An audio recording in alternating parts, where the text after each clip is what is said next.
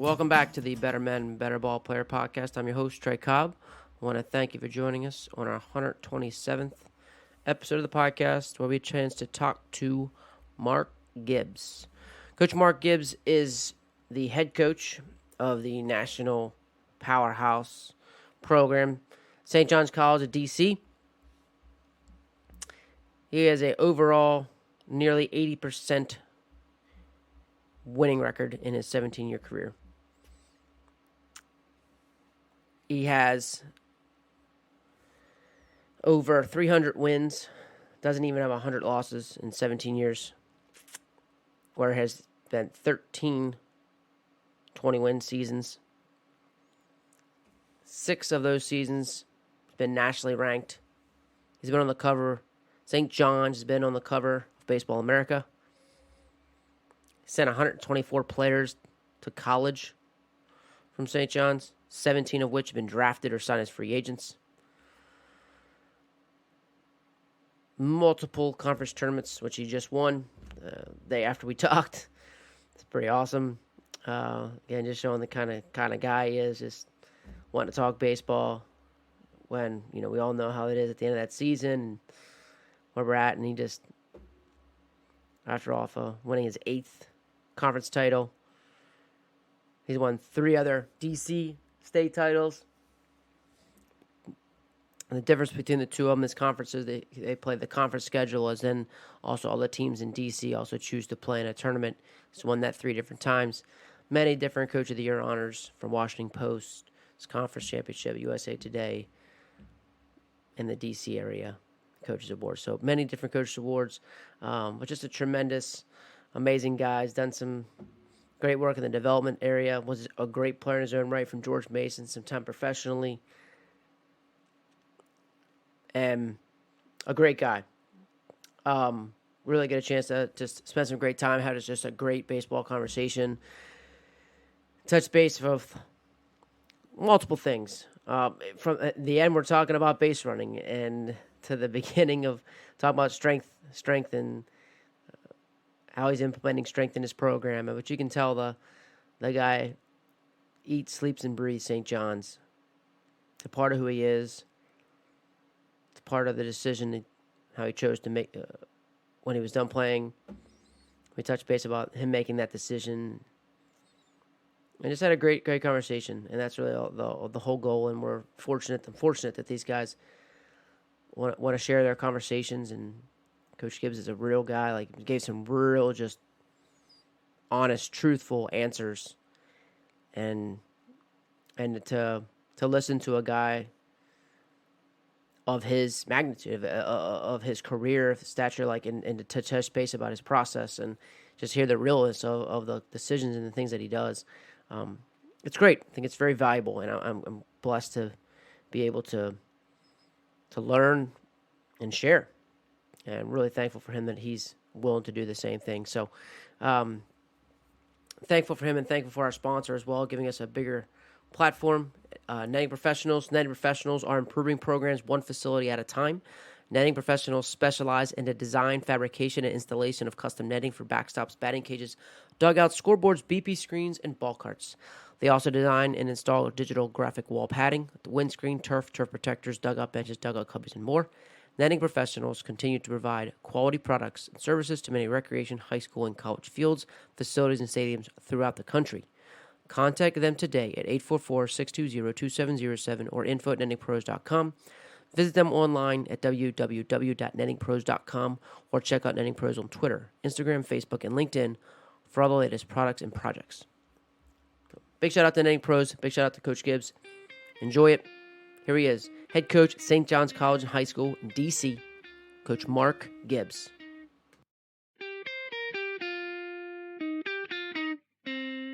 Yeah, when I came, I can still remember, I think perfect games started in earnest, kind of like my senior year of high school. And they grew and grew. And I can remember when I came back to help my dad at St. John's, our number one pitcher and catcher was committed to UNC Charlotte, was invited to go to the national showcase.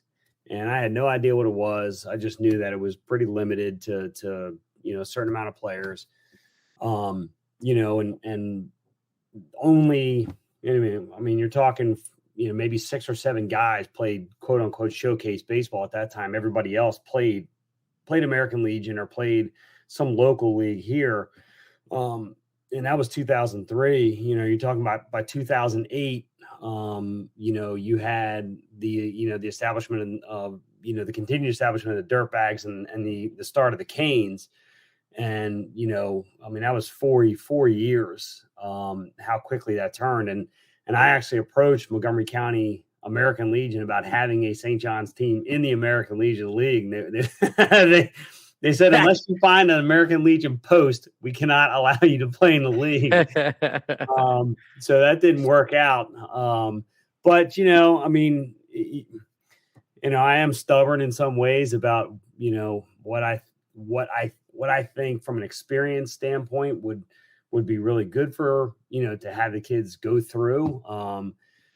I think that's why part of why I continue to do what I do with our summer and fall program with all of our guys staying together, because I think it creates something a little bit bigger than just going from one team to another. But I mean, times change, and in 5 years, it's probably going to be something different than it is now. With the way the recruiting has changed, the new rules that have been implemented, I'm hoping that at least, through 8th and 9th grade, the kids get a more normal experience playing amateur sports than what's been going on in the last 5 years. But we'll see. Yeah. And then it's like, that's got to get built too, the right way, where now people haven't been putting into that, where maybe people do now put into more of the local, you can have a better local organization or structure to prepare them, because that early stuff doesn't matter. Although I have seen a couple like younger guys commit here recently the next month, and I'm like, wait a minute, like last month, just so you wonder how that's working. But yeah, I think you find that a commonality between like a lot of really great coaches that you need to adapt, and you got to understand, like you said, I from an experience standpoint, I wish we could do this, but knowing maybe what's the reality of where things are and how can then we make it better. Yep. Yeah. Yeah. No doubt about it.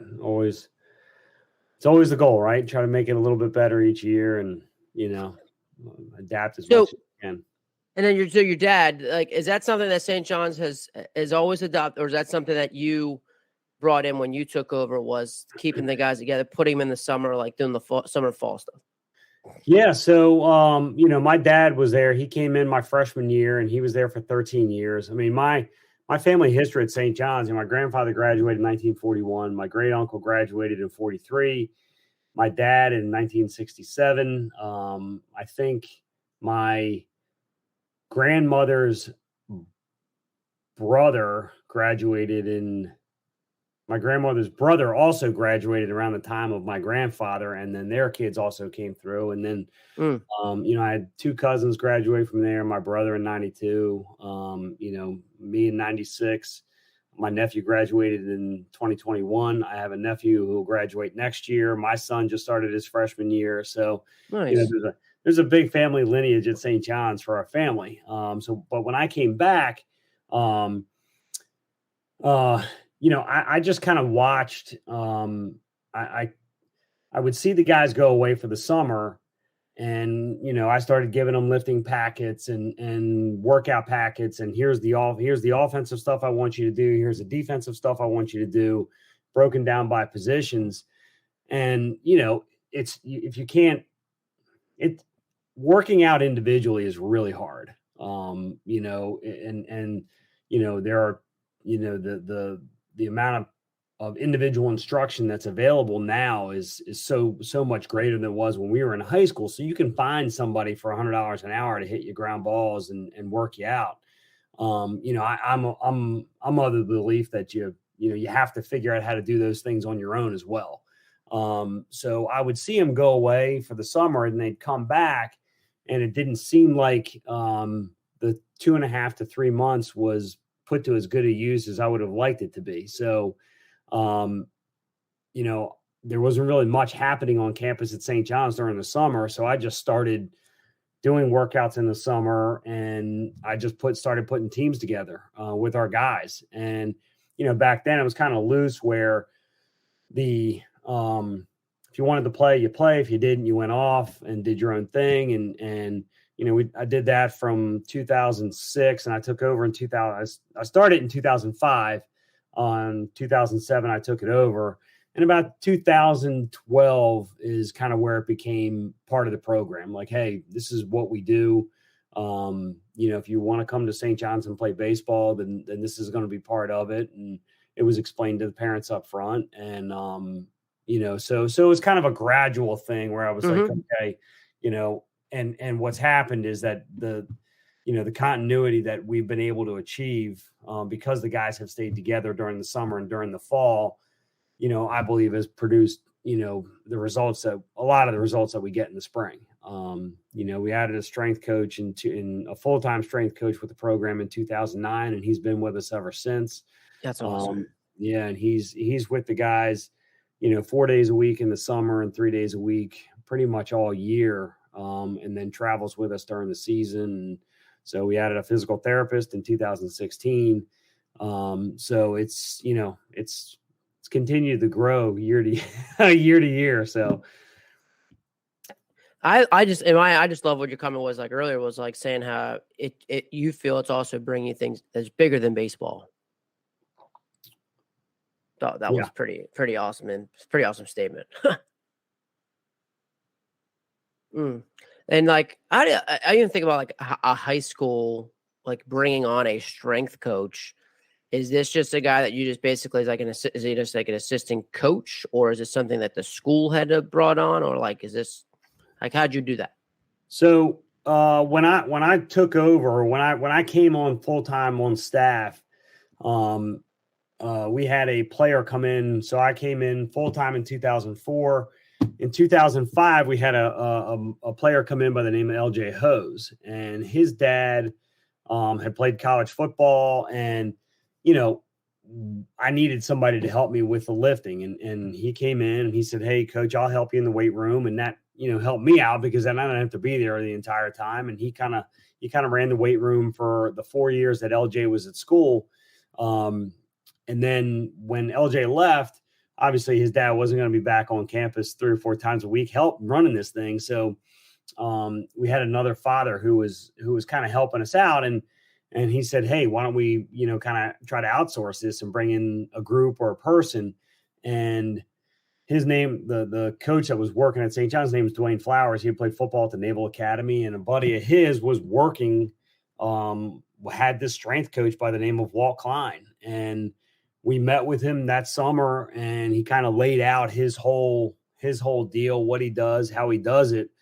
And, I was like, well, let's give it a try. And we need somebody. It's doing so much for us. That's, having a dedicated guy just for the baseball program. So he came on board in the summer of 2008.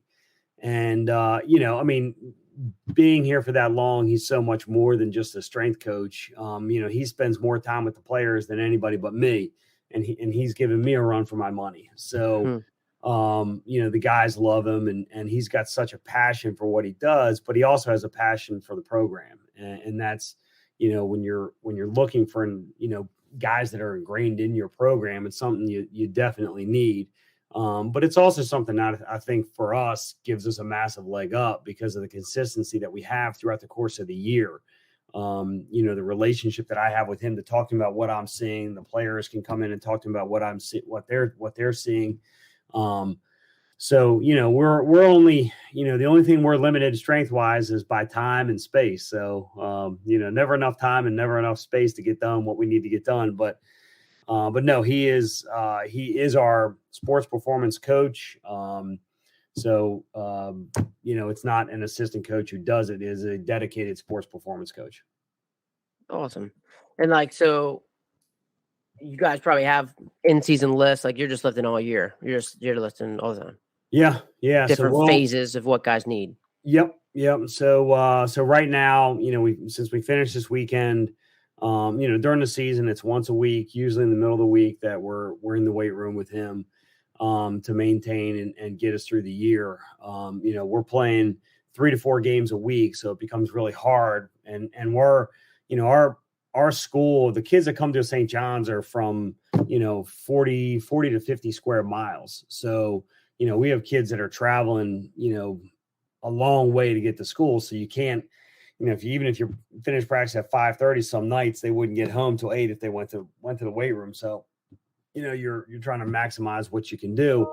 So there, we lift once a week during the season, and then we'll start lifting 4 days a week in the summer for 6 weeks. And then they lift 3 times a week from the start of school until the start of the season, 3 to 4, 3 times a week in the fall, and then 4 times a week through the winter. So, yeah, they like the weight room more than they like the batting cage. That's great. But it's honestly, for the young guys, just the way that to develop that athleticism and things like that, so much is done during baseball in that hinge. There's just reality of it. No doubt. Yep. Yep. I was thinking, just even, you said lifting during 4 times a week during the summer, like you even having their summer schedule, and here's what we're going to do. Like, you're able to easily say, like, well, I can know you can come lift here, here, and here. Like, just even that consistency is, that's pretty nice. Yeah. Yep. I said it all, and, can move things around. And, but, the weight room has become such a big part of baseball that, I think it has to be a priority for us. It has to be a priority that they're in the weight room as much as we can get them in there. Mm-hmm. Do you feel like it's gotten to the point, do you feel like it was good to outsource it to someone who's just really dedicated to that? Like, do you feel like it got to a point where, look, I can only maybe program so much or know the things to do? Like, you feel like that's kind of like a good model to say, like, hey, I think you get into somebody's hands to outsource it. Like, was that part of it too?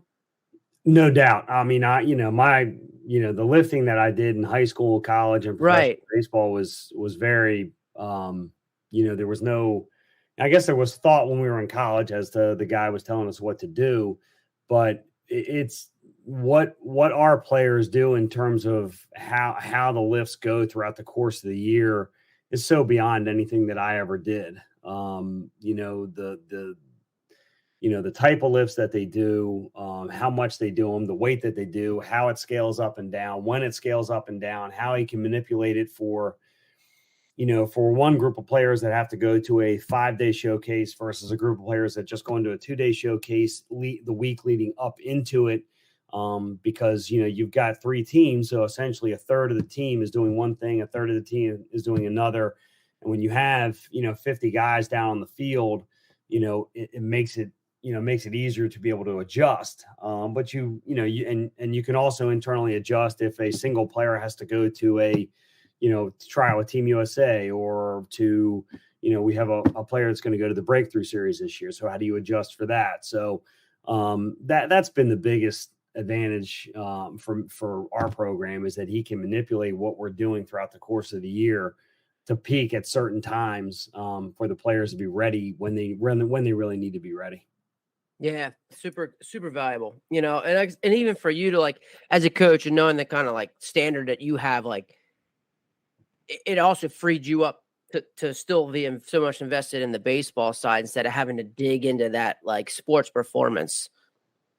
No doubt about it. And I look through the list of coaches on your on the group that came on the page, and so many guys that I know really well, and some guys that I'd like to know better, but or know it all. But I'm sure they would say that most of what coaches do is not, or at least most of what head coaches do is not instruction. It's everything else. So being able to hand, whether it's whether it is the lifting or, injury prevention or the catching or the pitching off to somebody else, while you can monitor everything, is a huge help for me. There's no way I could do all that. Yeah. That's your success speaks for itself. So that's always the thing. I always like to I say is because it's also a big challenge of the accountability piece, like, so like finding a guy. And I guess, like you said, you knew like your brother's friend who's been with you for the entire time with catchers, right? Yep. 16 years. And like, but like finding a guy and then managing that, or let's say holding, do you train a coach? Do you know, like, you just know them coming into it? Like, how do you get to that point where then you're okay with where you just handed the strength coach, like, all right, you can run with this, hey, you can run with the pitchers. Like, how are you able to get to that point and then check in with them, like you said? Yeah, well, the strength coach, he wants me to learn as much as possible. I don't nearly know as much as he would like me to know in terms of, what he's doing.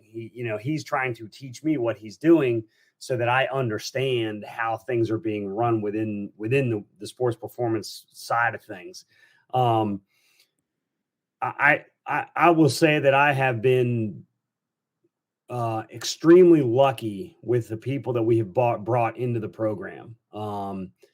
They are intensely loyal, not only to me, but to St. John's. My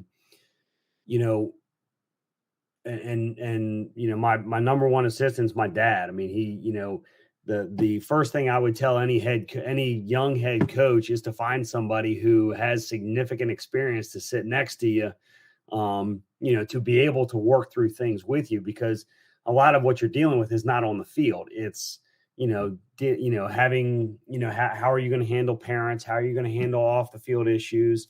How are you going to handle on the field issues that have nothing to do with baseball, or have very little to do with baseball in terms of, attitudes or stuff like that. So having my dad on staff, my brother has been on staff for the bulk of my time at St. John's, and he's my best friend.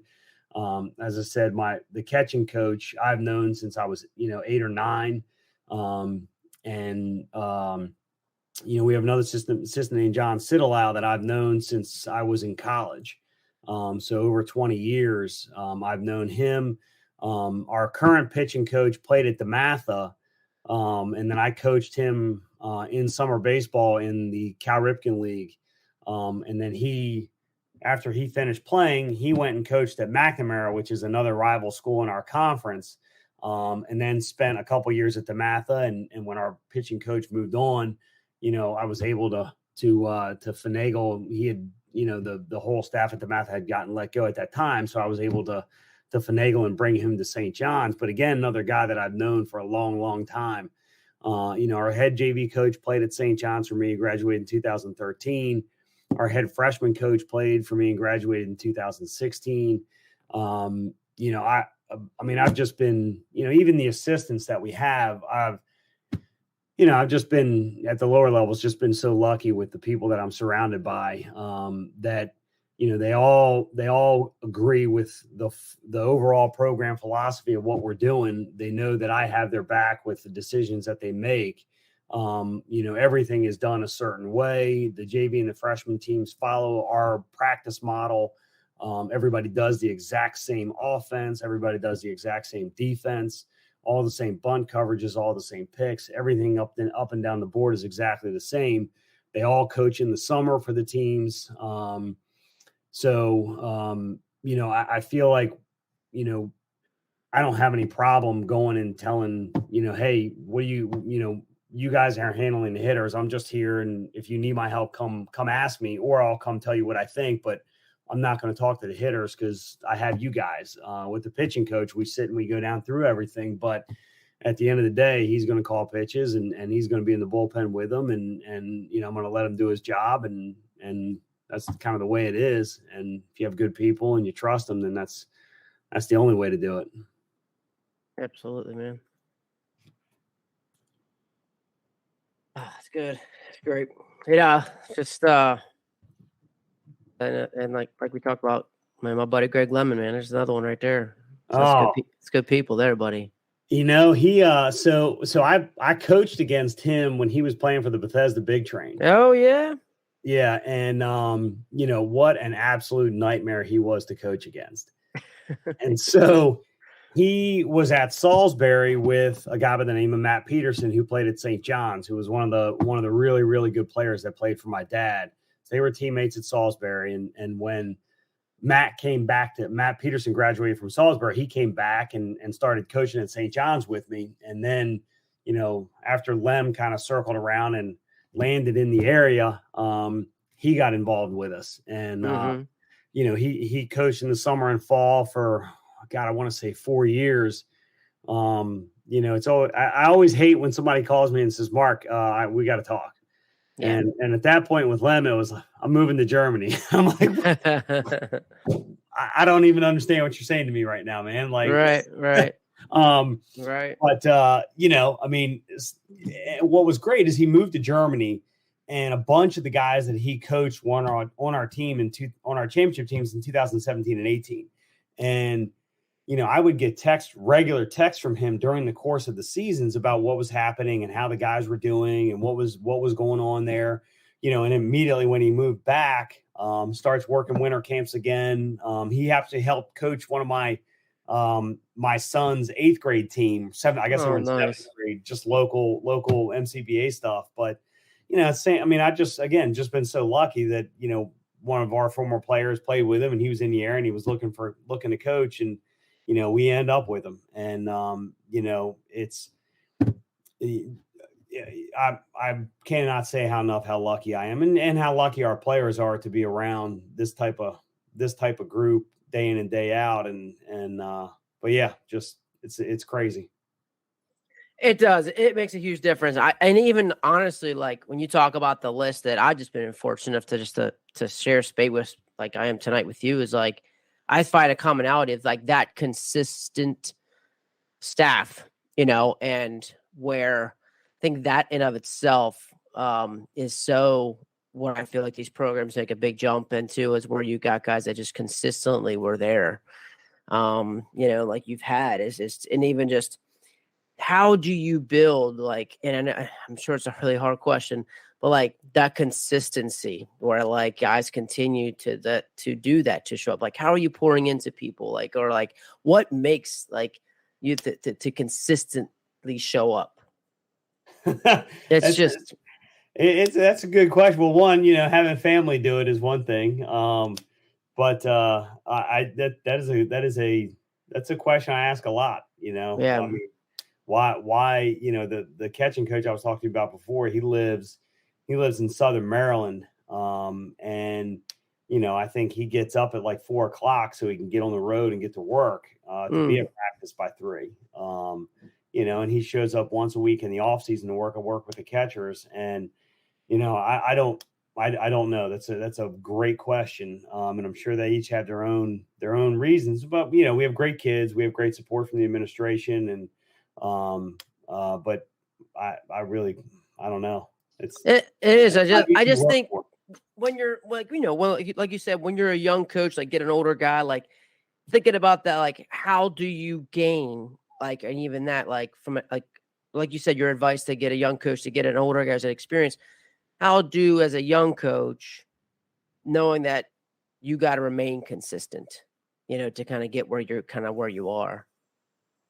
Yeah, well, you also make a lot of mistakes, so yeah, and hopefully you learn from them, and I certainly have made my share, and I continue to make my share. I continue to make my share day in and day out. But the consistency piece, gotta have good players, and you gotta have guys that are willing to work, and. If you have a process with what you're doing from the day they walk into the door till the day that they leave, and you're surrounding them with good people and good coaches, then you have a chance to be consistent.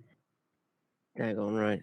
Perfect. Simple. You know what I mean? Like it's simple, but it's like, it's not, it's just so hard, and I'm like, I just, just know life happens, like I said, I kind of share with you my story, and just kind of life happens. And but at this point, I had my guys that were with me for 11 years, and just trying to take care of them and things like that. But like you said, you owning your mistakes and understanding it, like,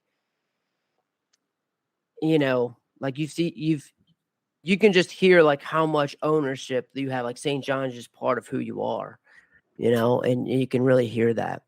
Yeah, no doubt. And, and not only your assistant coaches, but your family, as you said, with the adjustments that you made to be able to make it work. And my wife also went to St. John's, and so did her brothers.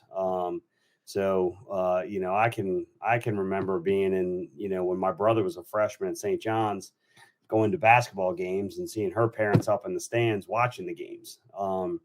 So it's a, for me, it's ingrained in terms of, who I am as a person at St. John's, but just, everything around me is St. John's. And that makes it easier as well. Sure it does. You mentioned about the administration support and just how vital that is.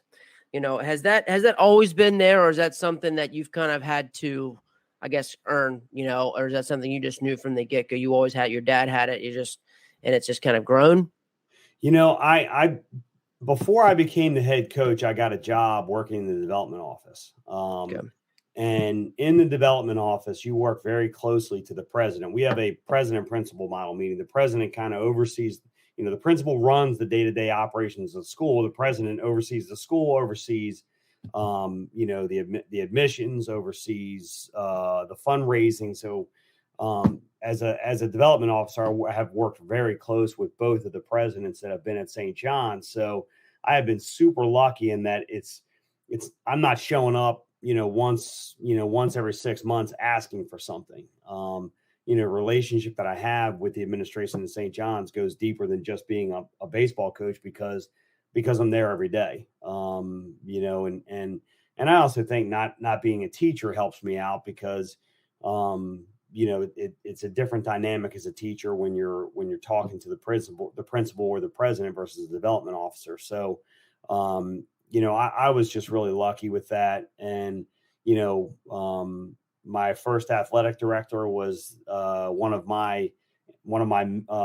was the dean of students when I was at St. John's. So the new athletic director came in right about the same time I took over as head coach. So I mean, it's kind of been the path that has been laid for me within the school has been it's been blessed because of that. Just the guys that have come in, the athletic directors that have come in, the administration that we have, and they also see how hard the kids work, and what the coaching staff puts into it. And so they've just been very supportive of everything that we want to do, across the board. So as long as it fits in within the rules of our conference, they're completely on board with everything that we do. That's great. I mean, that's just great. I mean, and then because honestly, Coach, like you start researching and the success you guys have had, and we talked about George Mason and things like that. When Coach Camp got the job, which I thought about, like, I wonder if Coach Gibbs would. I wonder if they had reached out to you. And I'm like, has that opportunity or have those opportunities been there, or is it just something that St. John's is just you're in such a great situation that you just haven't worried about it, or like how have you made that decisions? Yeah. You know what? Nope. I've never had anybody reach out to me, and I've never explored it. Okay. So, and I have such a great situation at St. John's, always knowing that I wanted my kids to go to school there. I kind of feel like if you want to get into college coaching, you need to do it right away. Yeah. Because it takes so long to get to the point where you're making money and you're doing stuff. Other than that, you're kind of, it's 2 years here, 3 years here, 3 years there. And I didn't, coming out of when I finished playing, I didn't want to do that. I wanted, I wanted to settle down. I wanted to have a family. And, when the opportunity presented itself to come back to St. John's, I was like, this is a no brainer. My kids can go here. I can stay here for as long as I want, hopefully. But so the college thing, I'll never rule it out for down the line. I've told Coach Stifler Sean Stifler, who's the head coach at Notre Dame, was my college roommate. Oh, and I said, hey man, when I finish up, I'll come sit on your bucket and throw BP. So, we'll see. Yeah, that's super cool. I was just wondering, and I think because that's where, you get guys that just guys that looking for jobs and like how to make the decision and things like that. I think like just listening to you and like knowing, like you said, the situation was the people that you had surrounded you, this administrative support, and where that, I think that's just a great recipe anywhere, but when you kind of look for your job or where you want to end up. Yeah. Yeah. No doubt. No Wow, doubt. so I like how you just mentioned too, like at the beginning, like you made your decision for the kind of life you wanted. Like I didn't want that. This is the life that I wanted. I want my family. I want my kids. Like you kind of made the life decision first, where I think some guys don't do that. Yeah, well, and it's also, where you are in your life at that point in time. If you're 20, if you're 22 and you're just leaving college and you want to be a college coach, there's really very little holding you to one thing or another. At the time when I finished playing, I was 25. 3 years is a long time in between when you leave college and at that point. And there was a decision. It was, hey, do I want to go and just be a volunteer right now and start working my way through it, or do I want to try to take over a program as quickly, have an opportunity to be a head coach in a much quicker fashion.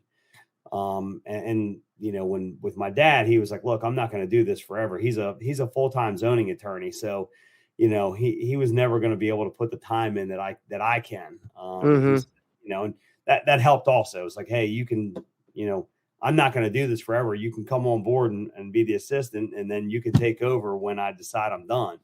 And, that was going to be a whole lot quicker at St. John's than it would be at gone and been a volunteer at George Mason and kind of worked my way up. And again, at 25, you are getting a little bit closer to settling down than you are not settling down. So. Yeah, very good. Very true. That's good. That's good stuff. I mean, that's really good.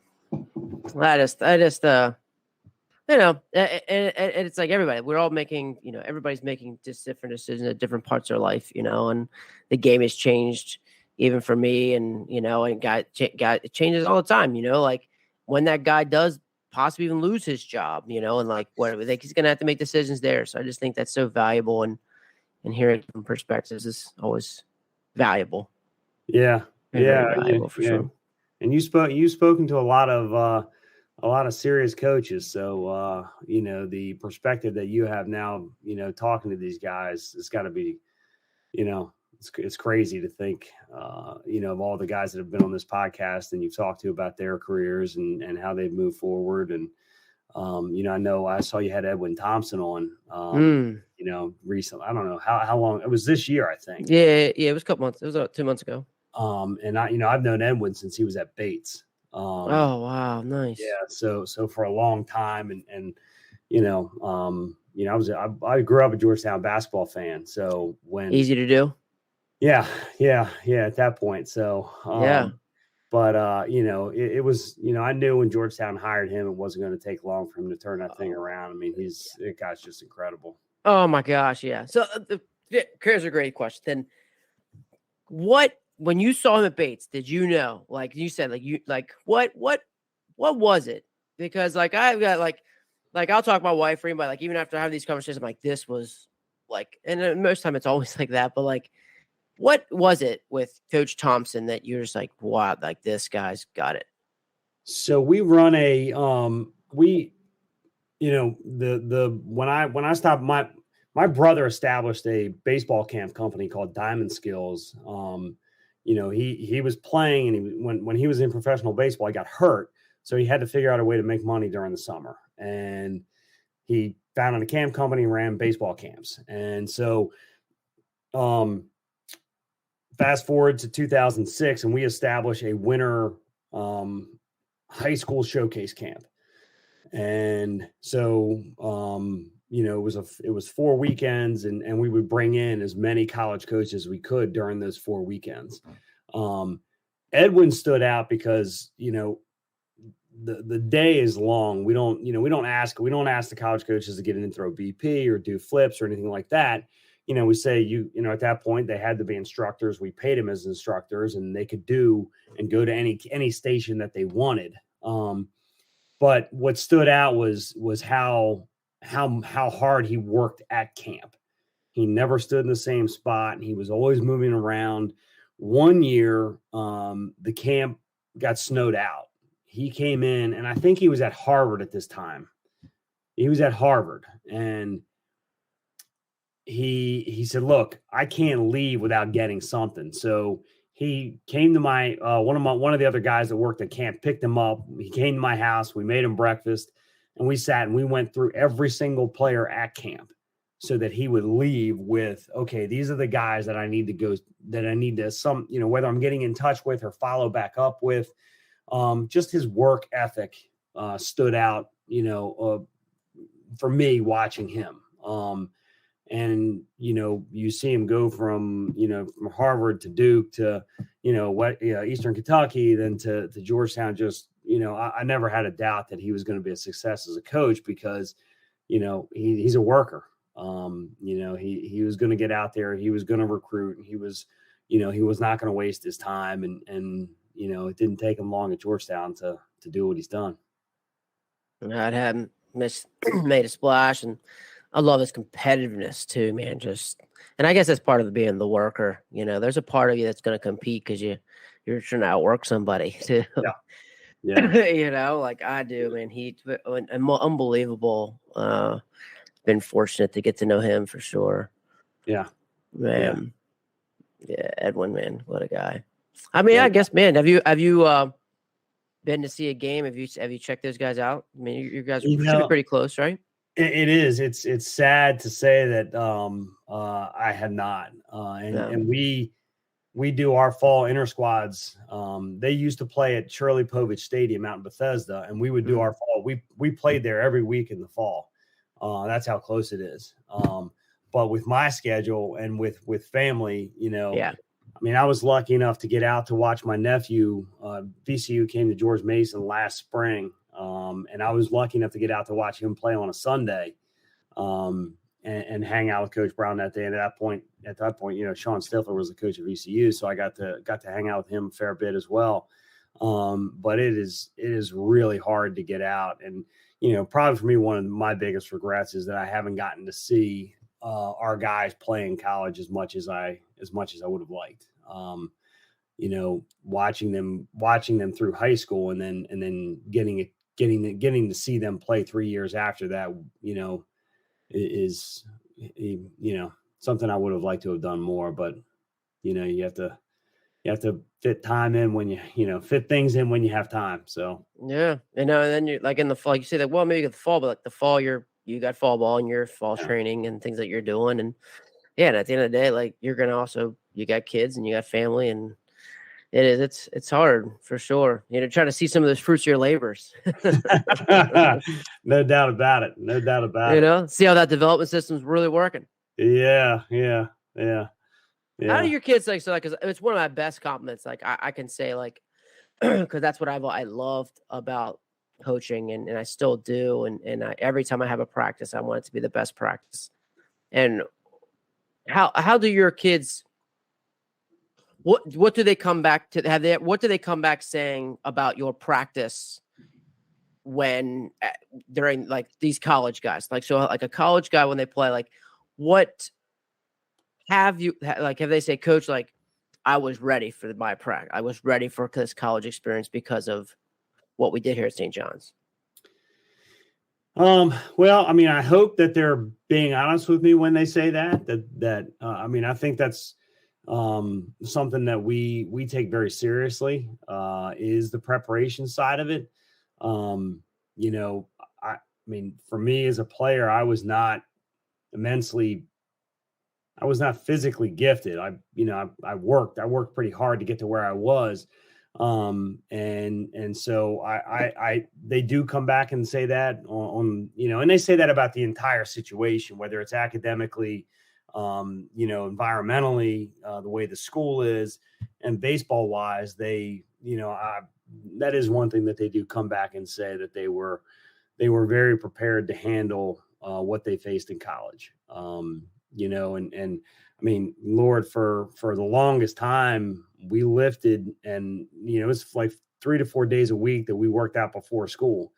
And, when you have a kid coming from Waldorf to St. John's to be there at 6:15, that's a lot harder than getting up at 6:00, rolling out of bed and going to 6:15 workouts at George Mason, because you're right there. So, yeah, I mean, they do come back and say that, and I hope they're being honest, and I hope that is what we're doing, because I think for all coaches or instructors or teachers, whatever it is, it's you're trying to put them in a situation to be good people when they go out into the world, and to be able to provide something to society and have a family and provide for them and do things the right way. So, you never know. And, as they say, it's every coach, I guess everybody always says, well, we'll know how good we did in 25 years. Right. So I guess we'll see. Yeah, we'll see. We'll see. But I was thinking, like, what does, because I remember you talked earlier about like all three teams doing offense the same, doing defense the same. I'm sure like throwing progressions are the same. Like, so what does it look like? What do those three teams that practice plan at St. John's, like, what could you dive into a little bit? Like, what does that plan look like? Well, I mean, for us, we win. I think you win big games on three things, and that's pitching, defense, and base running. And so the majority of our practice time at all the levels are spent on those three things. And that was something I didn't start with. It's something that kind of, grew over the course of 17 years where, and one of the pitching coaches just said, you keep talking about how important pitching is. You just fit it in at practice. You don't make it a priority. And I said, you know what, you're right.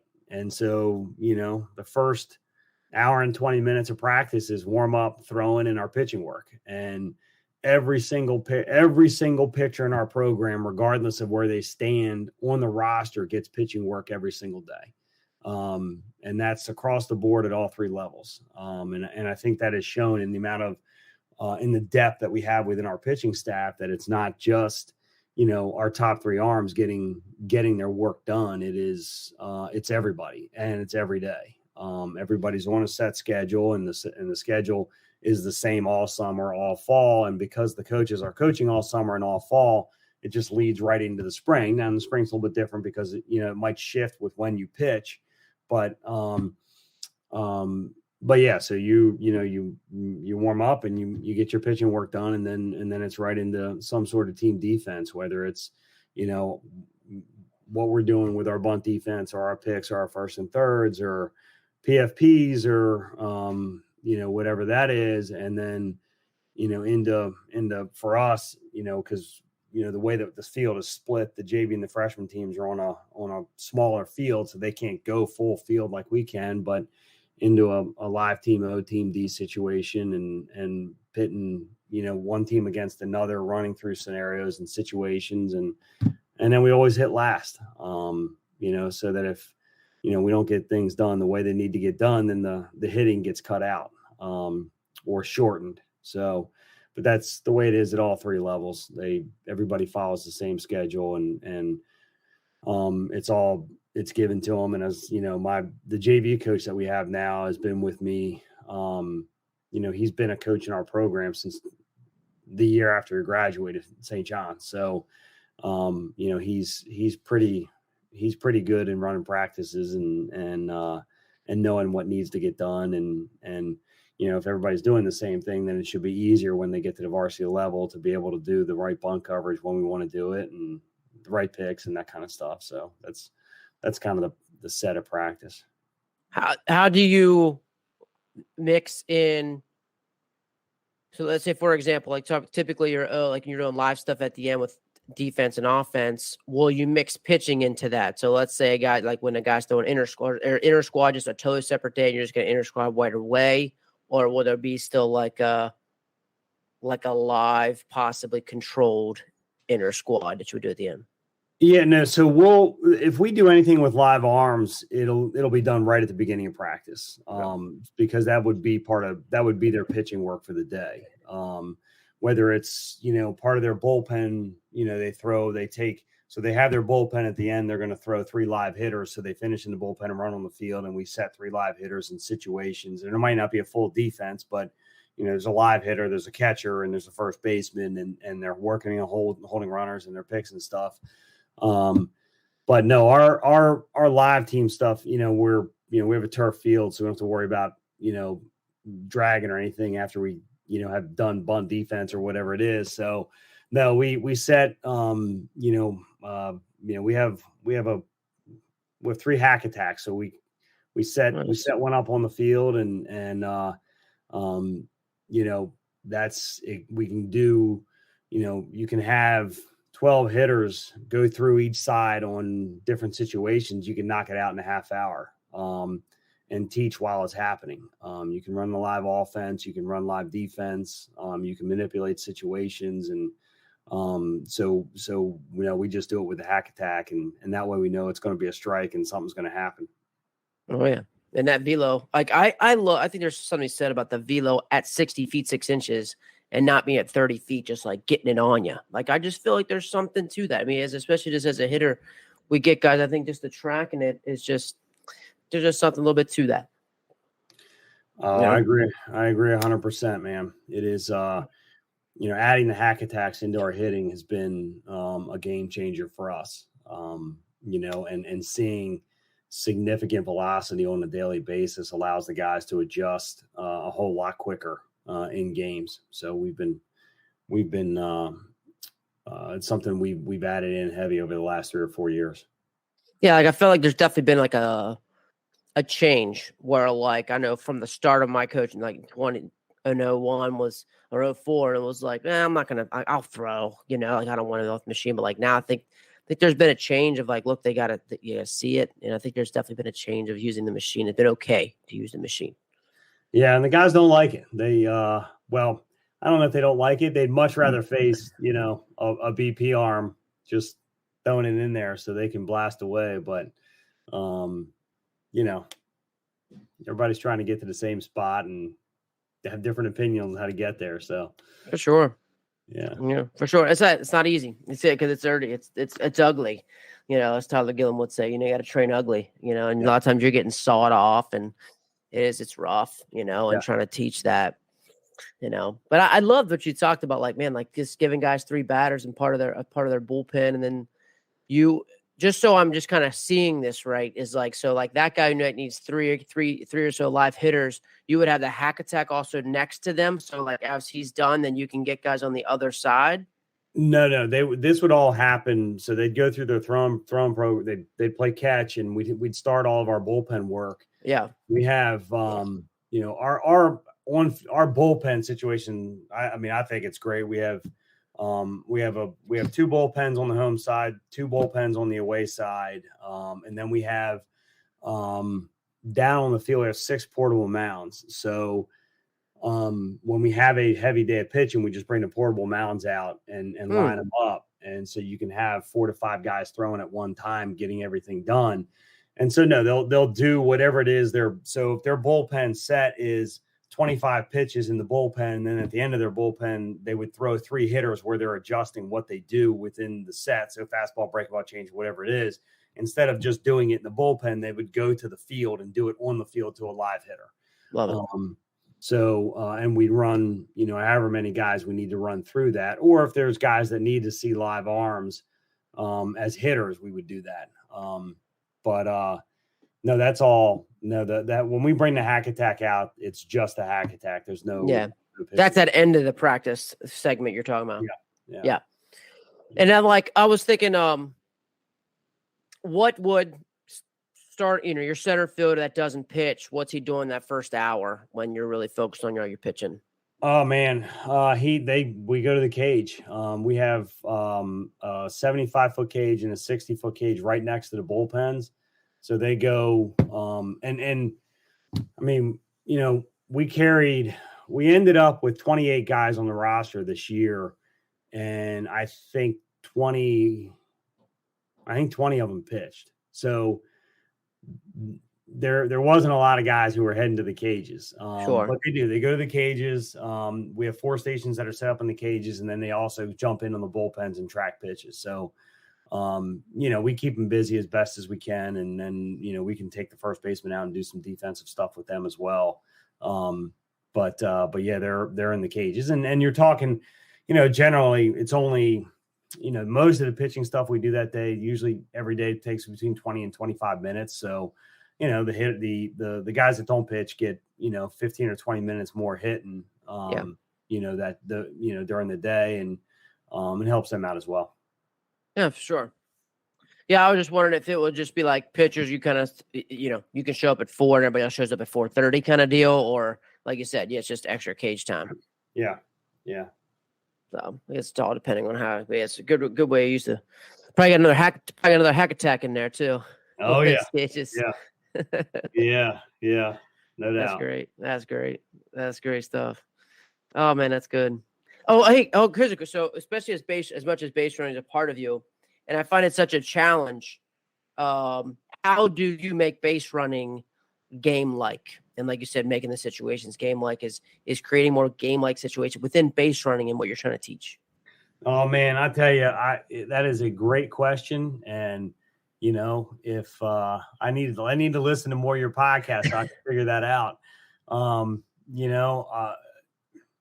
I don't have an answer for that other than, in the live stuff that we do, that is the time when you get the most live base running. There were times where we tried to do live steal breaks with a pitcher on the mound thrown to the plate, stuff like that. But with limited amount of time, it's hard for me. I found it hard to do.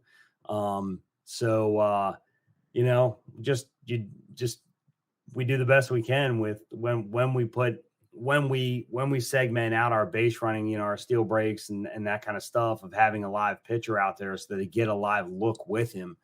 But I, anybody that, maybe Ryan Terrell's the base running guru that I know. So I need, it's probably one of the things I need to go ask him is exactly what he does with his base runners. Cause man, they steal some bases over there. Yeah. He always has, even in Riverdale. That's what they Yep. were about. They played fast. Yeah. No doubt.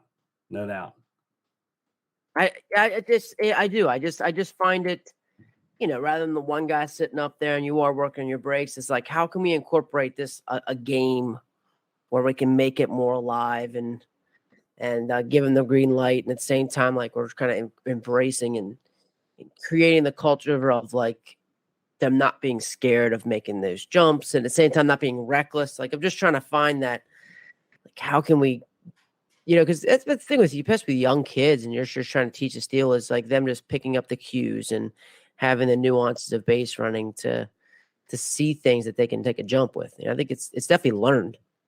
Yeah, no doubt, man. And I agree with you wholeheartedly about the idea of not making a mistake or getting thrown out. And I think it's something that I need to be better with our players is saying, man, look, you're going to get thrown out. It's going to be okay. If you get thrown out, if I've given you the green light and you get thrown out, then it's on me. It's not on you.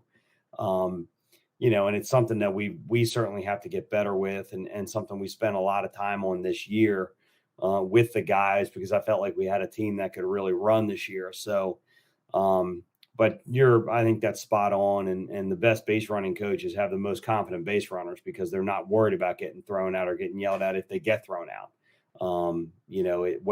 However you teach it, I do believe that being a good base runner is about confidence. It's instincts and stuff like that as well, and speed. But some guys that aren't that fast can steal bases if they're confident. Yeah, and they have some instincts to read a pitcher. So, certainly something that I'm as a coach needing to be better at with our players is giving them that confidence to go run. Yeah. Do you find yourself like, how do you balance between like when you want to like teach the base stealing of it and then teach like the base situation or the base running part of it? Yeah. I've tried to do that in two separate spots. The act of running bases and how they're going to do their turns. That kind of stuff is done in one set, and then the steal break and stuff is done in a different set. And hopefully those two come together as, in the games. But the act of what they're doing and reading and using their eyes to run the bases is, something that we really try to get them to do. But, it's also something they've got to learn to be able to do on their own as they're playing, and take what they've been taught and be able to do it in summer baseball and fall baseball. So. I like it. I just, do you feel like one should be taught more than the other? Like, or do you feel like they're both about the same?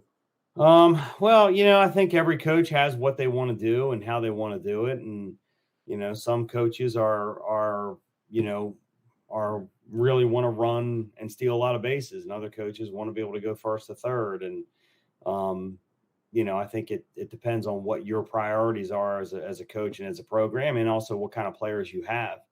What you focus on in terms of if you're a college coach, what you bring in and what you recruit, or as a high school coach, what type of players you have currently on your team.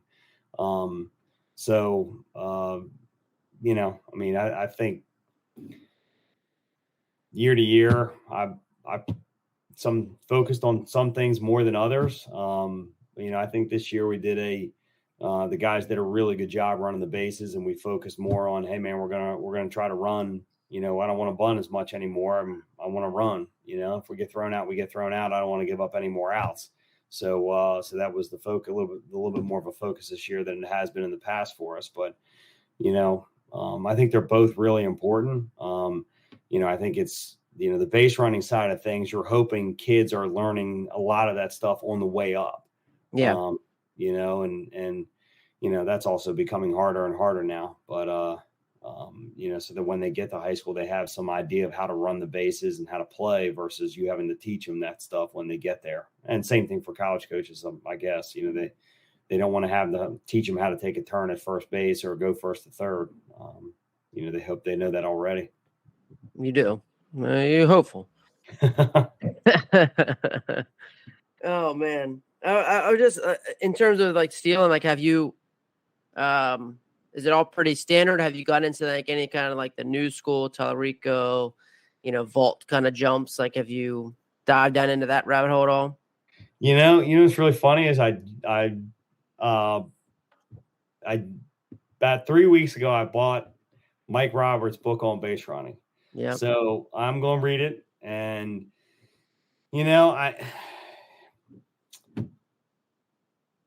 I also think you have to have guys that can do it.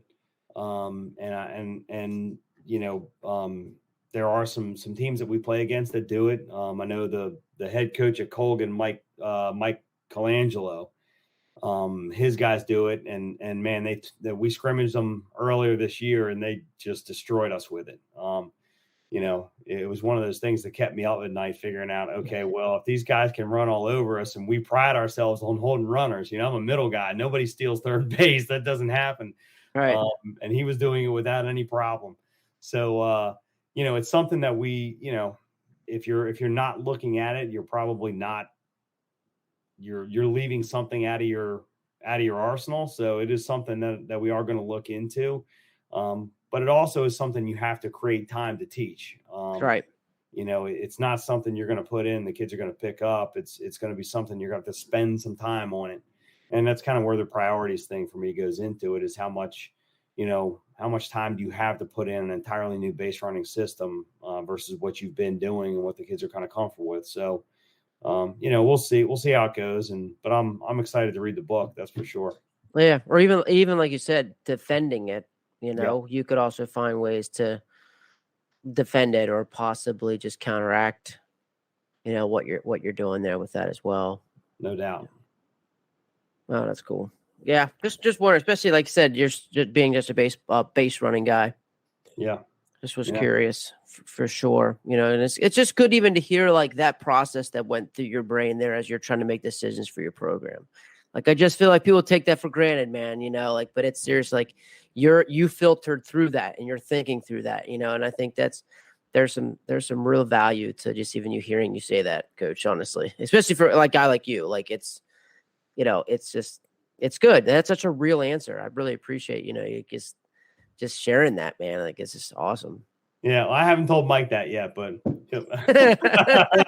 You know, But I it's don't want real to. though. Like it's so Yeah, real, And it's not, but it's not that you were saying like this doesn't work. Like it wasn't anything like that. It was like there's just so many there's other factors that are involved, yeah, And at the end of the day, like we're all about winning. Is it gonna get you more wins than what you're doing, and that there's so many things to take into consideration, like you said. no doubt, no doubt. But man, I know I've kept you pretty long. The conversation's been great, and that's always just the goal. Was there anything, man, that you were thinking that you wanted to kind of touch base about that maybe I No, man, this has been great, man. Connecting these dots and kind of just talking about American Legion baseball and stuff like that. And when you initially emailed me and sent me the information, the link was to the interview you did with Joe Palumbo and yeah, over at Spalding. And yep. it's crazy. His two older brothers went to St. John's. So his oldest brother, John Palumbo, graduated the year behind me, and he is now the assistant athletic director or associate athletic director. I hope I don't want to mess this title up, but director of athletics down at Georgia Tech. And then his younger brother, his second older brother, Jeffrey, graduated from St. John's in 1999. So I was a shortstop at St. John's. He came in. He became the starting shortstop. I went to George Mason and played shortstop there. Jeff went to George Mason, played shortstop there. And then, had went to professional baseball and got hurt. So he wasn't able to continue, but is now the associate head coach at East Carolina. So his two older brothers went to St. John's. He and his brother went to DeMatha, so, but anyway, so going on and listening and just trying to catch some of what you were talking to those guys about and connecting dots is always fun, man. Baseball is such a small world and I don't get out to do, these kind of things all that much. I don't get to many conventions. So being able to sit and talk to somebody just about regular baseball stuff is pretty cool.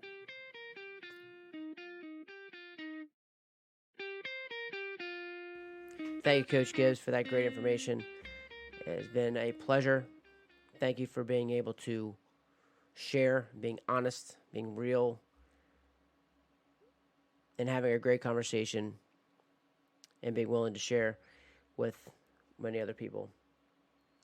I really enjoyed hearing his values, pitching, defense, base running, how he's structuring his practices based off of those, willingness to talk about how he's adapted to how the game has changed, knowing what he loved and the experiences that he knows that we should give to kids, but at the same time just being adaptable, understand the realities, his decision making, how he decided to do things based off of his life, based off of where he wanted and how he wanted to live his life. I think those are great ways to make decisions.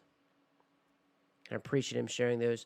Appreciate just the rawness of him talking about base running. Like he values his base running. So, of course, he looked into how these other guys were being successful here and how can he implement his program, but being real and being true to himself. And because if we are going to teach something, then we are also going to give up something else that we do teach because it's going to take time. And to hear a guy that's been that successful and been through it, and to hear that process and to hear him being real about how things will he implement them in his program.